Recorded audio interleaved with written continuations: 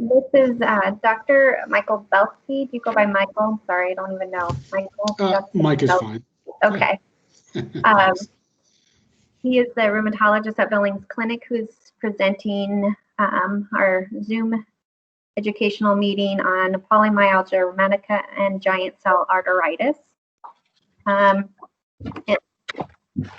have this information. It looks like he is more from the East Coast area, migrated over to Montana.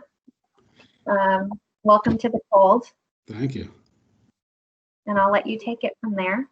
All right. Well, thank you for the introduction. It is a pleasure to be here. I'd like to keep this somewhat informal, so if anybody has a question, just interrupt me if your microphone's working, or feel free to type in the comment section. We'll try to get everything answered. Certainly there'll be time for questions at the end if you'd rather wait till the end. But I chose, I hope this topic is informative, and I hope this is helpful. You know, given the, can everybody see my screen? Is everybody able to see my screen? Yes. Yeah. Okay, very good. So, you know, certainly given the ethnic makeup of the population we serve here, these are things that we're going to see, and in many cases, you know, these patients are going to present to their primary care doctors, to their family medicine docs first. So again, I hope this is a good topic, and I hope it's helpful. And you know, hopefully by the end of this talk, you'll have a reasonable understanding of, you know, the clinical manifestations associated with GCA, when to consider GCA on the differential diagnosis. You'll be able to appreciate kind of the diagnostic approach to GCA, and also in many ways the diagnostic challenges, and also understand the diagnosis and the initial treatment approach for polymyalgia rheumatica.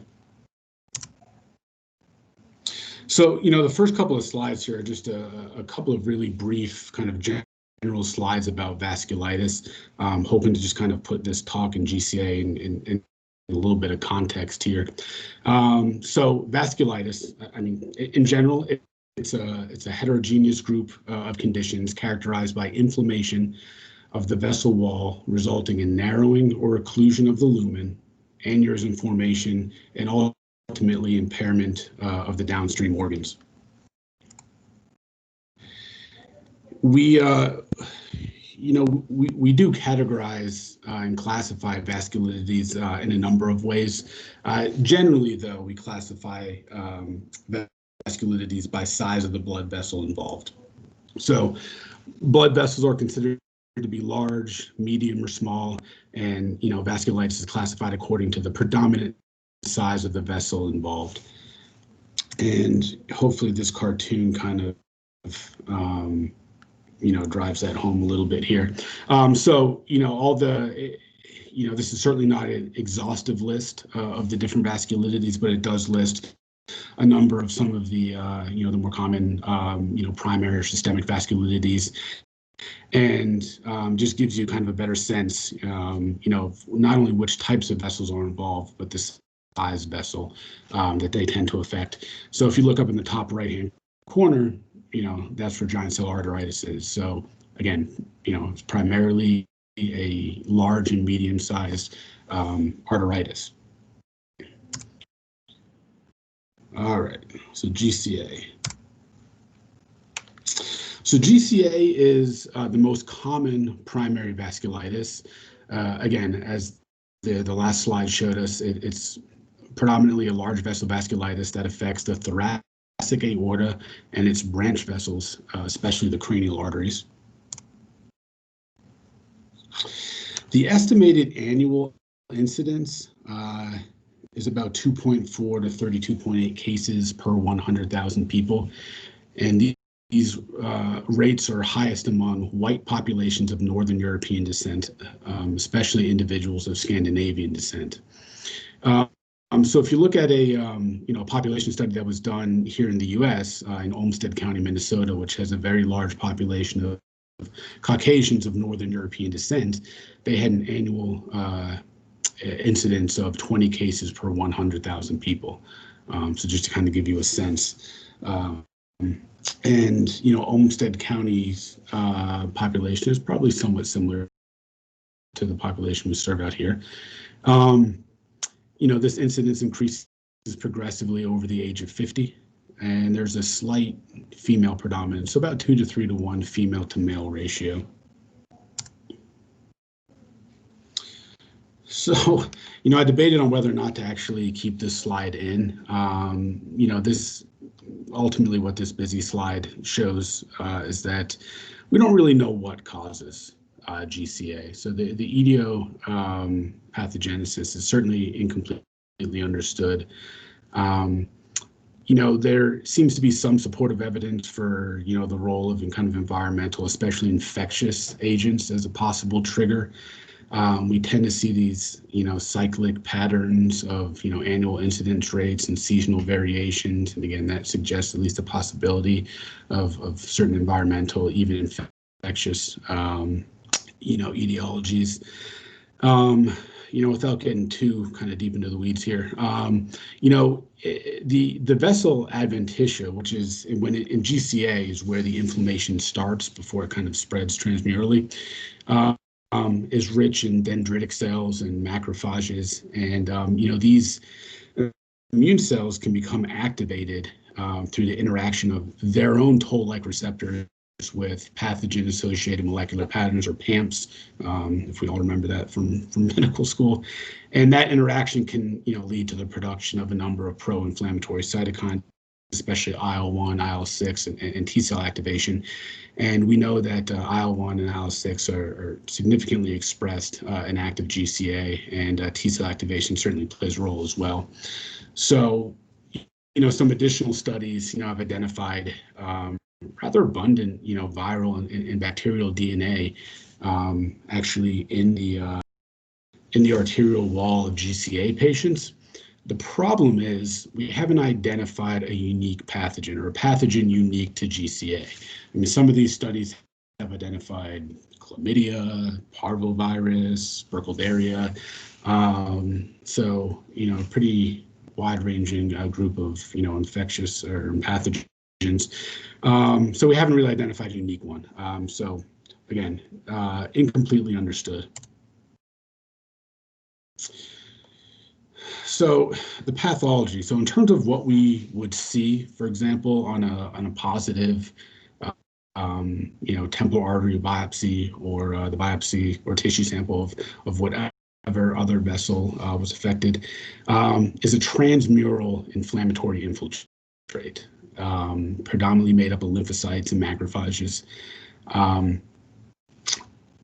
Generally we tend to see kind of a thicker band of inflammatory infiltrate around the external elastic lamina, and a thinner band around the internal elastic lamina, and that'll become important later.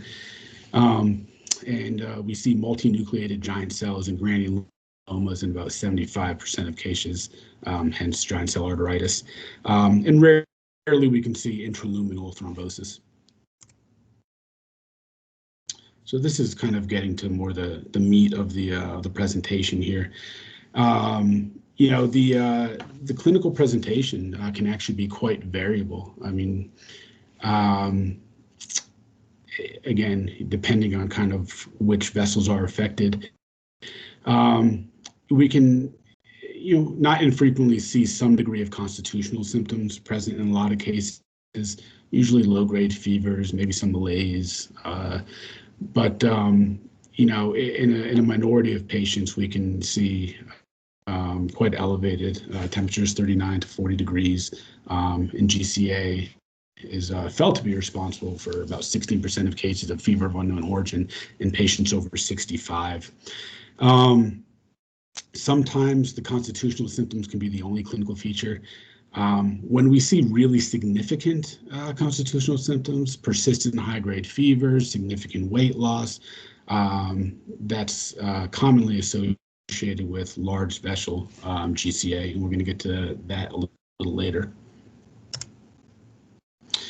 So the cranial symptoms. So these are kind of the signs and symptoms that are, classically associated with GCA. Headache, scalp tenderness, temporal artery abnormalities, jaw claudication. And again, in terms of headache, that seems to be the most common initial symptom. Classically, it's a temporal headache, but really, it doesn't have to be at all. What you're looking for is any onset of a new headache. It can be diffuse, it can be nonspecific. It frequently kind of persists throughout the day, incompletely responds to analgesics. And again, many times they will be temporal, but they don't have to be. What we're looking for is the onset of new headaches. Scalp tenderness, again, we can see that in about 50% of patients. What patients will usually describe as, when I'm brushing my hair, when I run the comb or the brush across my scalp, it causes a lot of discomfort, and it didn't used to. Temporal artery abnormalities, again, as we age, some folks just tend to have, more prominent, superficial temporal arteries. But if they have a reduced pulse or certainly, palpable tenderness, those would be significant findings on exam.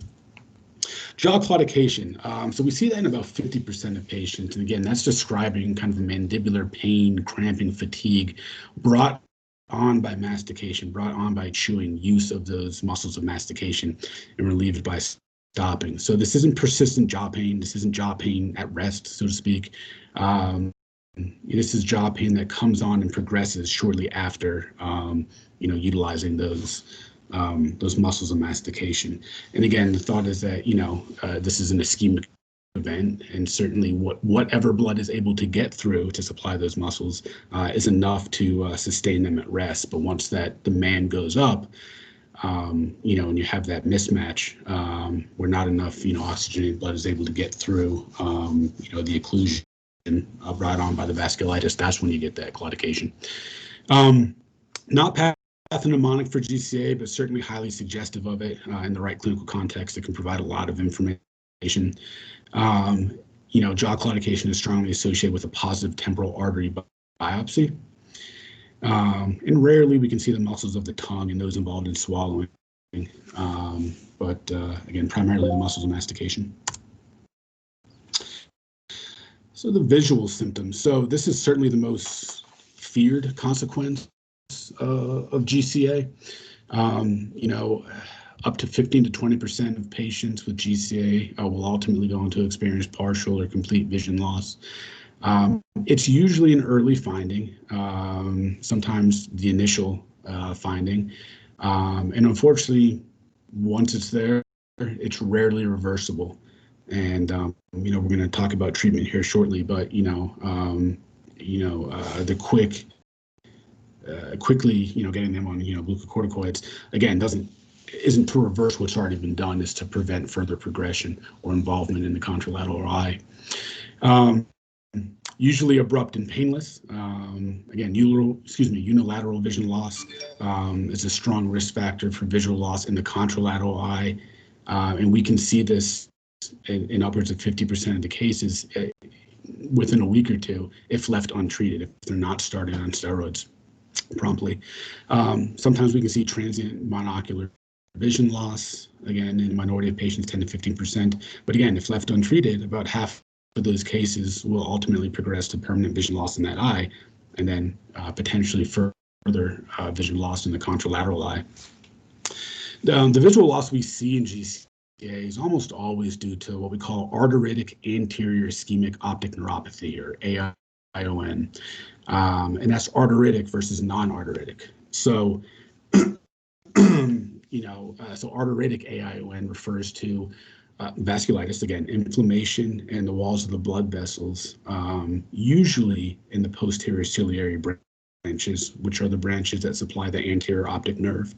So over 85% of cases of GCA with visual loss are due to anterior ischemic optic neuropathy. And again, non-arteritic AION could be due to kind of, significant variations in blood pressure, for example, which can lead to ischemic changes. It's usually not as severe, and certainly they don't have some of the other associated symptoms.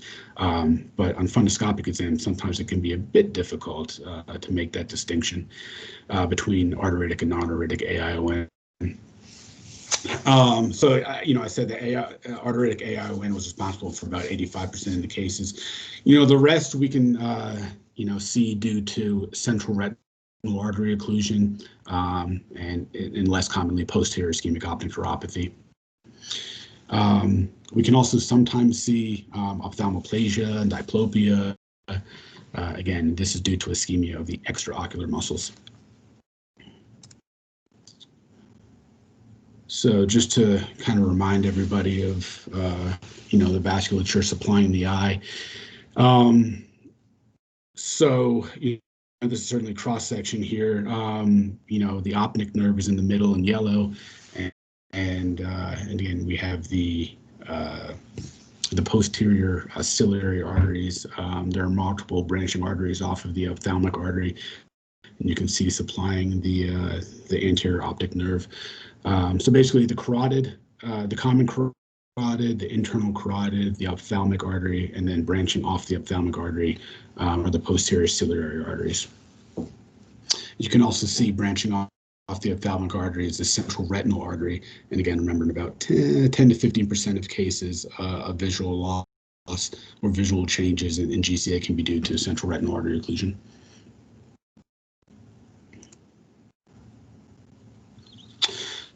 So earlier I mentioned large vessel involvement or extracranial vessel involvement in GCA. More and more we're learning that this is a more common feature of GCA. We can see about 25% of GCA cases will have clinically evident large vessel involvement, but we're learning more and more that much higher percentage of folks with GCA, even with predominantly cranial symptoms, will have what we call subclinical large vessel involvement. And a lot of that has stemmed from the different imaging modalities that we're using in diagnosis now. We'll get to that a little later. So again, predominantly refers to involvement of the aorta and its major branch vessels. PET scans, have demonstrated that, again, subclinical large vessel involvement is present in a significant percentage of GCA patients, but in terms of clinically evident large vessel involvement, still at about 25%. Can lead to aneurysm or dissection of the aorta, stenosis, occlusion of the branch vessels. Aneurysm is usually a later finding, with ongoing inflammation, but certainly we can see it. Clinically, what you may see on exam or what the patient may describe are, upper extremity claudication, lower extremity claudication, absent peripheral pulses, bruise, abdominal pain, hypertension, dizziness. And again, it all depends on which vessels are affected. In terms of stroke in GCA, we usually don't see it. Different studies have shown anywhere from like 1.5 to 7% of patients with GCA will experience a true stroke. It's usually the result of involvement or significant involvement of the internal carotid or vertebral arteries. And, I mentioned earlier on when we were discussing the pathology that a lot of inflammation likes to collect around the internal elastic lamina, and intracranial arteries lack an internal elastic lamina. So that may be one of the reasons we don't see CVA or stroke as a significant manifestation of GCA. So this just kind of summarized kind of the clinical complications we can see depending on which vessels are involved. So, the ophthalmic artery certainly, and then downstream from that, the posterior ciliary arteries primarily can lead to vision loss. Subclavian, can lead to absent, extremity pulses. We can sometimes hear subclavian bruise. Can lead to upper extremity claudication. If the renal artery is involved, we're going to be looking at possible hypertension, difficult to control hypertension, and so on. So coronary arteries, we can get some angina, vertebral arteries, carotid arteries, stroke, and mesenteric arteries, certainly abdominal pain or that abdominal angina type picture. And just some additional clinical manifestations. We're going to talk about PMR in much greater detail a little later, but we can see PMR along with GCA in about 40 to 60% of the cases. We can rarely see peripheral neuropathies, sometimes cranial nerve palsies, usually an isolated third cranial nerve palsy. Occasionally, we can see some true peripheral inflammatory arthritis or synovitis. RS3PE is an interesting one. The name does a pretty good job at describing, what you see in the condition. It's usually something we kind of associate with malignancy. Sometimes we can see idiopathic RS3PE, but we can definitely see it, occasionally in the setting of GCA, in which case patients usually have a true peripheral inflammatory arthritis, primarily affecting the small joints of the hands and wrists, and they can have significant pitting edema, usually again in the kind of the distal upper extremities. I mean, some of these patients look like they got like Mickey Mouse gloves on. It can be pretty dramatic. So, in terms of a diagnostic workup, labs can certainly be helpful to an extent. We would expect elevated inflammatory markers. So ESR, usually we're seeing that above 50, again, in the majority of cases. There's a minority of patients we can see fall between kind of 40 and 50, and an even small minority below 40. C-reactive protein should also be elevated, frequently quite elevated. And CRP is a little more sensitive and specific marker of inflammation than ESR is. But truly, they're usually both elevated. Again, other non-specific lab abnormalities, anemia, thrombocytosis, again, some other, non-specific lab findings consistent with chronic or significant inflammation. There's serology should be negative, so there shouldn't be any positive antibodies associated with GCA.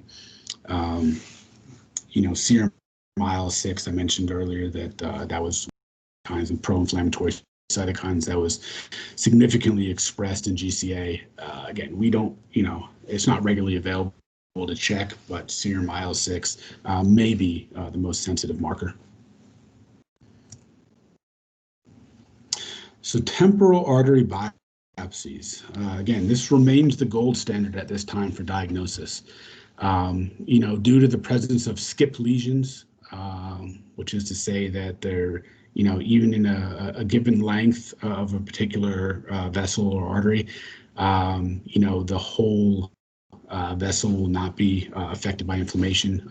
There'll be these skip lesions where there's periods of inflammation, interrupted by periods of somewhat normal vessel. To help kind of get around that, when we do a temporal artery biopsy, it really needs to be of significant or sufficient length to increase that yield. So at least 1 centimeter, although usually more is taken. There's always the question of whether or not to do, unilateral or bilateral temporal artery biopsies. Again, remains somewhat controversial. There is a decent diagnostic specificity of a unilateral biopsy as long as it's of sufficient length. So the typical approach is to obtain a unilateral biopsy from the most symptomatic side, and if negative, but there remains a high clinical suspicion for GCA, you can obtain a biopsy from the other side. I've certainly seen it where patients had, significant symptoms, for example, on the right side, whether it's, monocular vision loss or significant jaw claudication. On the right side, for example, the right side temporal artery biopsy is negative. We subsequently do, the contralateral side, and that's positive. There's a time I got in the habit of actually just automatically going to a bilateral just to save some time. And, I've certainly seen a number of cases where the contralateral or in many cases the less or asymptomatic side is the side that actually had the positive biopsy. So, I think the most important thing to remember here is that a negative biopsy does not rule out GCA. Again, due to the skip lesions or the fact that, the temporal artery just may not be affected, we can see a fair amount of negative biopsies in patients that ultimately, clinically fit the picture for GCA. In biopsies, again, depending on the study, we would see, a positive biopsy in 39 to 87% of cases, and really less than 60% of cases where there's predominantly large vessel GCA. So negative biopsy does not rule out GCA. So, there's a number of kind of emerging imaging modalities that are helping to kind of play a role in not only diagnosis, but to an extent monitoring, for GCA and vasculitis in general. Color Doppler ultrasound is an interesting one for GCA. It could possibly be used as a diagnostic surrogate for temporal artery biopsy. The kicker here is that you really have to have a sonographer who's really experienced in this and knows, how to approach it and knows what they're looking for. This is becoming, I think, used a lot more frequently over in Europe. I don't know that it's really caught on here. Certainly not as the only means of diagnosing it. Maybe after a negative biopsy when suspicion still remains high. But again, at least here, the temporal artery biopsy is still the gold standard. With color Doppler ultrasound, you can actually visualize the temporal arteries reasonably well. And, the most sensitive and specific sign that you're looking for is something called the halo sign. So the temporal arteries show a circumferential dark area about the lumen, which represents the mural edema in the vessel wall. And the halo sign has a sensitivity of 75%, a specificity of 83% for the diagnosis of biopsy proven GCA. And this is just a picture of the halo sign. You can see that hypoechoic area around the lumen. And again, that's just representative of the vessel wall edema.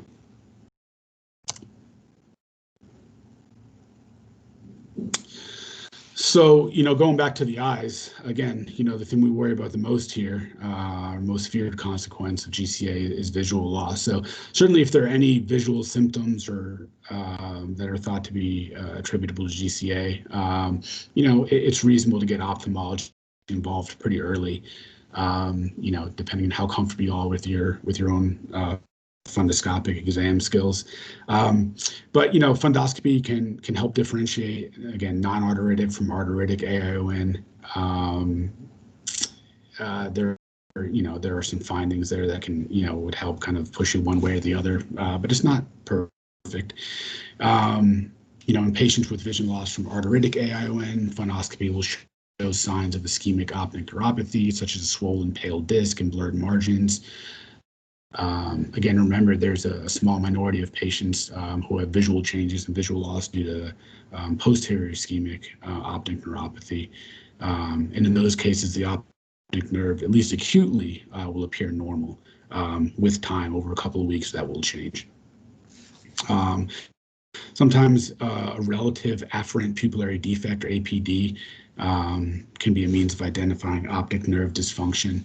And will be present and can be helpful, when present, can be helpful in identifying optic neuropathy as a cause of vision loss despite normal fundoscopic exam. And then, again, ophthalmology will be able to do a fluorescein angiogram, which can also be helpful.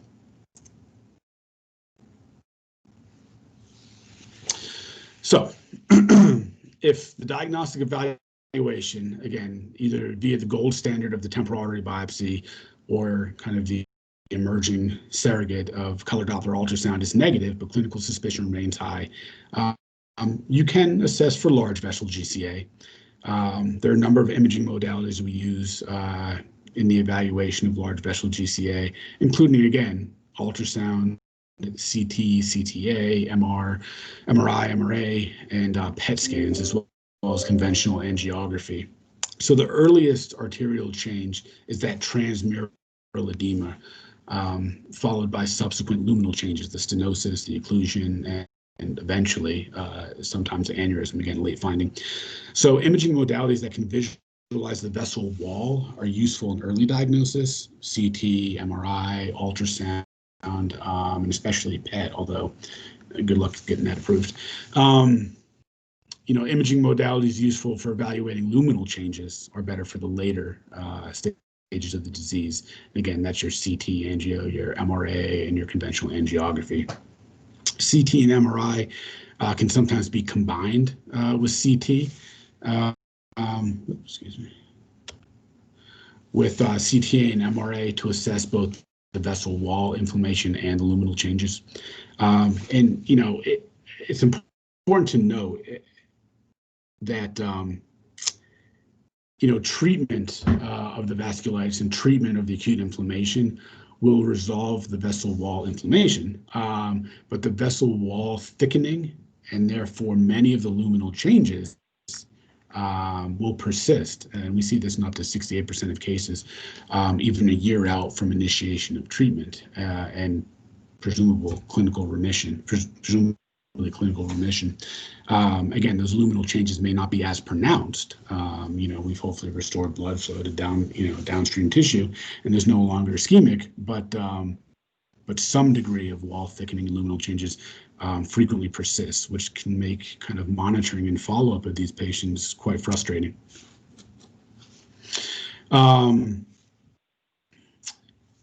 So again, not infrequently, we end up with a negative workup, including negative biopsy and imaging of the large vessels. And if clinical suspicion remains high, sometimes we just have to treat empirically. In terms of treatment, glucocorticoids remain the mainstay of therapy. Initial dosing, we usually say prednisone 1 mg per kg daily in single or divided doses, although rarely people require starting doses above 60 milligrams, regardless of the weight. Certainly, if there's visual loss or any kind of sight-threatening symptoms like transient monocular vision loss, pulse dose steroids are appropriate. 1,000 milligrams of IV methylpred daily for 3 days is typically what we do in a pulse, and then you follow that up with your daily prednisone of 60 milligrams, or 1 mg per kg. That initial dose is continued for about 2 to 4 weeks until reversible signs and symptoms have resolved and inflammatory markers have normalized. And then that initial dose is followed by a slow taper, which can be anywhere from 6 months to a year or longer. Initiation of glucocorticoid therapy should not be delayed for temporal artery biopsy in patients with a strong clinical suspicion for GCA. So that's important. So biopsies will still, if a biopsy is ultimately going to be positive, it will still be positive at least 2 weeks after starting steroid therapy. So there's no reason to delay starting steroids when you have a very symptomatic patient who clinically looks like GCA. As long as you get that biopsy within a couple of weeks, it should be fine. There's really no consensus on how to taper it. Again, rough guidelines are kind of listed below. Again, you have that initial dose that you continue for about 2 to 4 weeks. Then you drop it by 10 milligrams every 2 weeks until you reach 20 milligrams, and then a little slower, you taper by 2.5 milligram increments, and then below 10 milligrams, we usually do by 1 milligram increments. So it's a slow taper, it's a long taper. Flares and relapses are unfortunately common. We can see in up to 60% of the cases. And usually, if they're going to occur while the taper is still in progress, as opposed to following the taper, it's usually going to be once you're under 10 milligrams.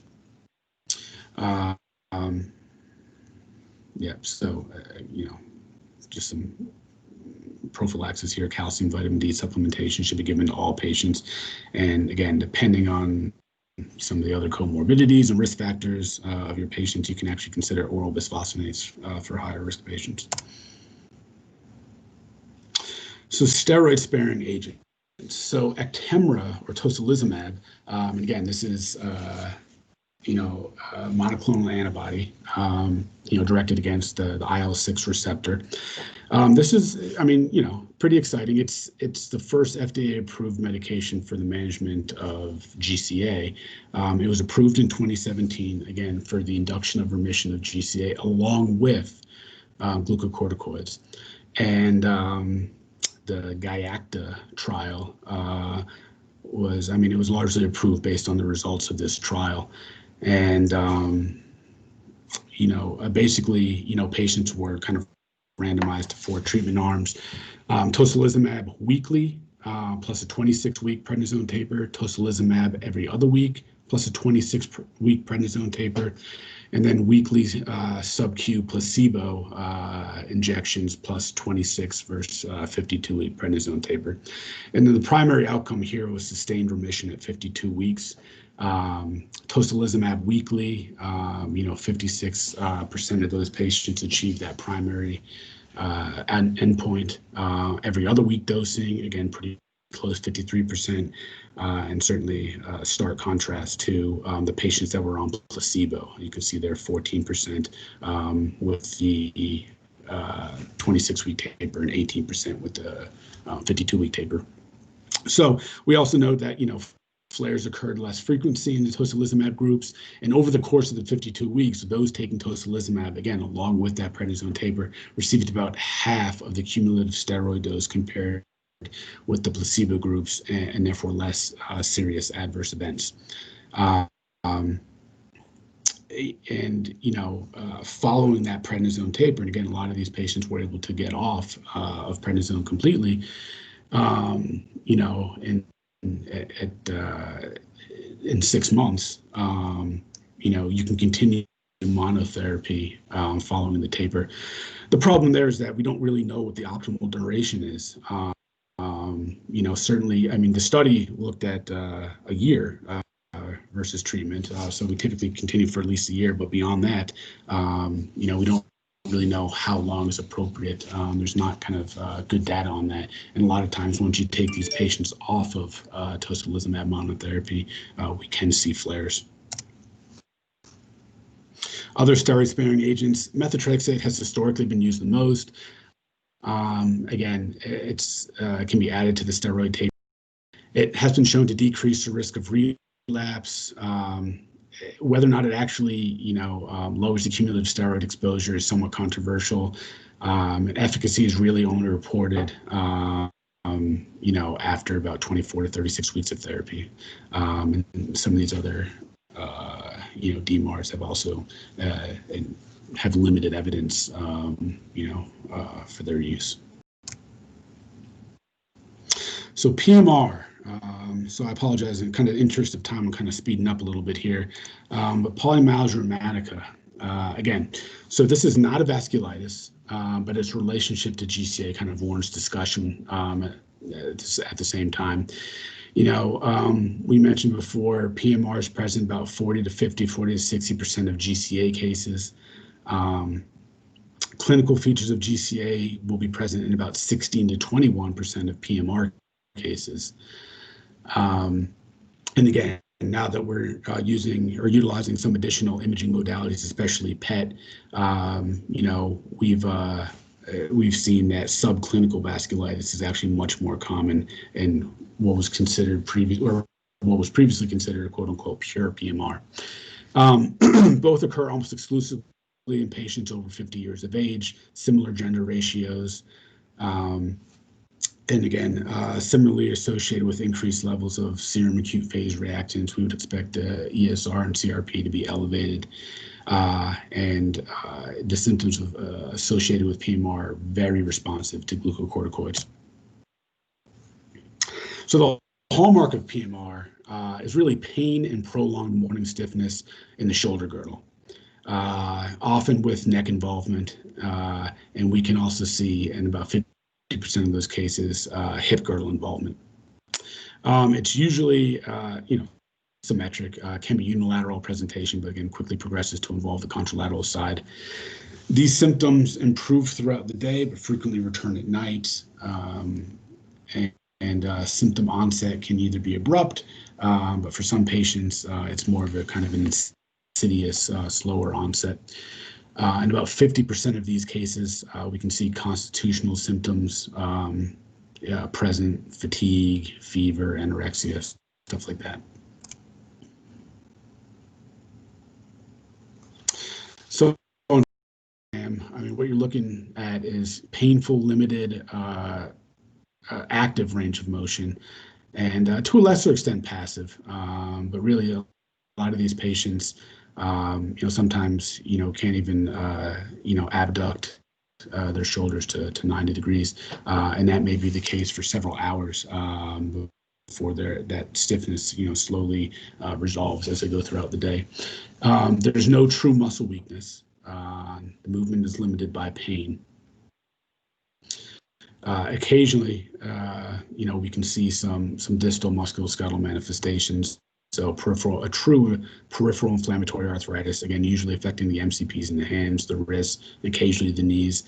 And again, RS3-PE, we mentioned that in association with GCA earlier. It's, PMR is a clinical diagnosis. There's no definitive diagnostic test. Again, ESR and CRP should be elevated. Serology should be negative. There seems to be kind of an emerging role for imaging. Again, still remains a clinical diagnosis. Imaging for PMR is kind of less well established and not typically necessary, to be honest. MRI and ultrasound are helpful. Interestingly, what we're looking at when we actually do imaging studies is the most common findings are, at least in the shoulders, are a subacromial bursitis or subdeltoid bursitis and a biceps tenosynovitis. In the hips, what we're commonly looking at is a trochanteric bursitis, and when the low back and the neck is involved, we can see interspinous bursitis of the cervical and lumbar spine. So it's not really kind of a true inflammatory arthritis that's driving the symptoms. It's more kind of inflammation in some of the supporting structures of the joint. I threw this in here, the ACR, American College of Rheumatology, and EULAR, they did come out with kind of, classification criteria for polymyalgia rheumatica. And interestingly, it does include imaging as part of it.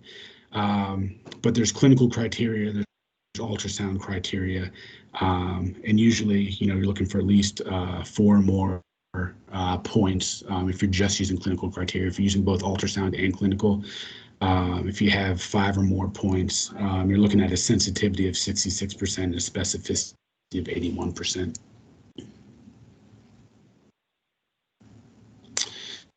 So just like GCA, glucocorticoids remain the mainstay of therapy. Thankfully, patients with PMR respond to much lower doses. The initial dose is usually between 12.5 to 25 milligrams of prednisone daily. We rarely, PMR patients rarely require a starting dose higher than that. Typically, a typical starting dose is anywhere between 15 to 20 milligrams. Usually they require a little more than 12 and a half. And again, kind of the proof of concept is that dramatic improvement within a few days of starting low, moderate doses of prednisone, and near complete resolution within the first 2 to 4 weeks on the initial dose. Just like GCA, there's no real consensus on the taper.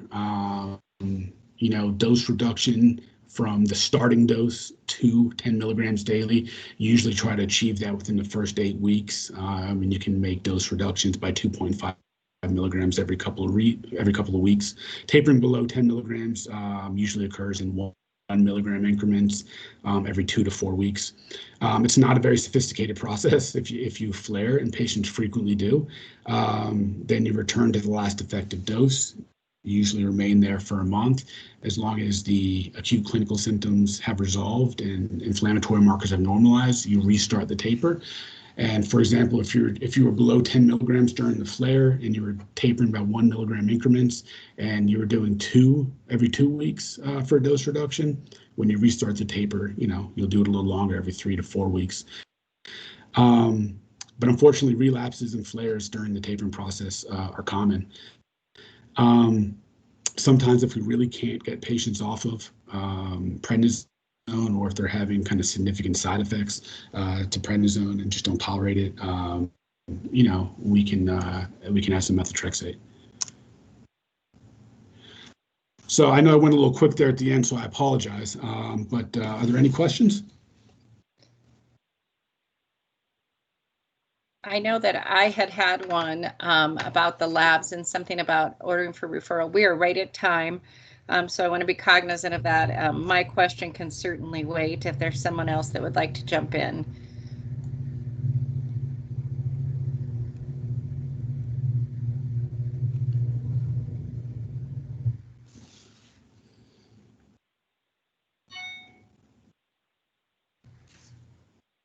Perfect. Well, so my question, Dr. Belsky, really is on the giant cell arteritis. You talked about the lab work that you were sending out. Is that like common lab work that can be done before referral, or would you like to make sure that you are doing that after you see the patient? Or is this something that can be done in the primary care setting? Oh, absolutely. Yeah. And again, there's no kind of definitive kind of diagnostic laboratory test here. You know, inflammatory markers should be elevated, sometimes significantly so. And these are routine tests that anybody can order. And I would encourage, the patient's primary care physician to order. And again, if there's a significant, clinical suspicion for GCA, you don't want to delay starting steroids. And this is all stuff that can start in the primary care clinic, even before the referral for biopsy or before the referral to rheumatology, if that's ultimately where this is going. So, well, I know this is not normally a quiet group. I think that, thank you for coming. Maybe it's November fatigue. Oh, there, go ahead, Jeannie. Thanks, Dr. Belsky, for taking the time to present to us on PMR and GCA. It was very informative, especially the information regarding what family practice should be doing prior to sending them to the specialist. Everyone who participated will receive an evaluation form from Jamaica to complete for CME. And if you have any suggestions for future noon education topics you'd like to address, please indicate on the bottom of the form. The evaluation. And thanks, Joan, for helping set this up. And thanks, Dr. Belsky, for presenting and taking time out. And hope everyone has a great Thanksgiving. Thank you very much. Thanks, Dr. Belsky. Happy Thanksgiving. You too. Take care. Thanks, Joan. You're welcome.